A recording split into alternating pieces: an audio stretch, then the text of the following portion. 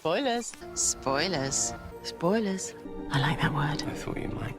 Hello everyone and welcome to another Fan Theories. Since the 10th Doctor's regeneration in 2010, many fans have debated and interpreted his final words in many different ways. I don't want to go. Some say it was out of character, others say that it was that he didn't want to regenerate, and some also say that it was because he knew his next life would indeed be his last. My thoughts?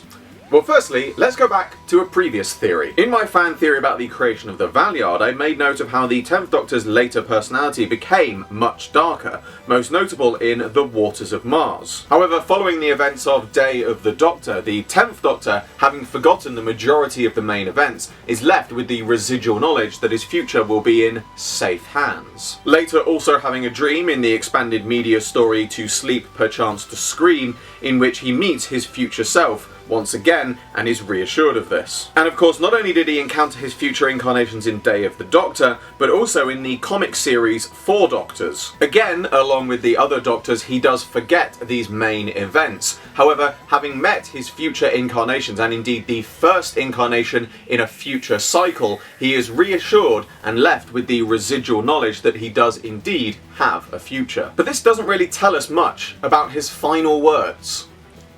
Or does it? You see, my personal thought is that it was a combination of several different things. Firstly, he didn't want to regenerate, so he didn't want to go in that sense. Secondly, not just as a time traveller, but as a Time Lord, he is aware of many different realities and outcomes. As the 10th Doctor himself says in The Fires of Pompeii, every waking second I can see what is, what was, what could be, what must not. As such, for all he knows, his residual memories and reassurances may only be possible future outcomes. So he doesn't want to regenerate in that sense either, because the only assured fact, regardless of possible futures, is that his next incarnation will be his last in his current cycle, and with no definite assurance of other future lives means he will be facing his imminent death once his next life runs out. And thirdly, perhaps another piece of residual memory he does have is that he will meet his end on Trenzalore. And whilst he's not exactly sure how he may know this, his final words are in fact a repeat of his earlier protestation in regards to heading there.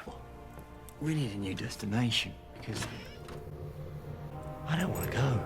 And that brings to a close another Fan Theories. However, Part 2 will be coming soon, in which we look at how the 3rd Doctor may have had similar fears prior to his regeneration. But as always, I hope you all enjoyed this video. Like, favorite, subscribe, share, it really helps me a lot. And be sure to description below for a link to my Patreon. I'm doing my very first figure animation and you can get involved. There's exclusive content and rewards for those who do so, and funding my Patreon in any way gets your name at the end of my videos. I salute you all, and I will see you with another video very soon.